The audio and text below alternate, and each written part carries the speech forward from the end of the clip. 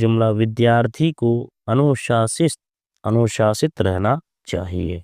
तालिब इल्म को नज़्म व ज़ब्त में रहना चाहिए या नज़्म व ज़ब्त का पाबंद रहना चाहिए।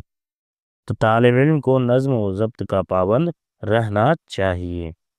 25 नंबर जो जुमला है वो है लोकतंत्र में जनता की भूमिका अहम होती है।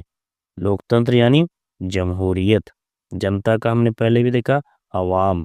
भूमिका का हो गया किरदार।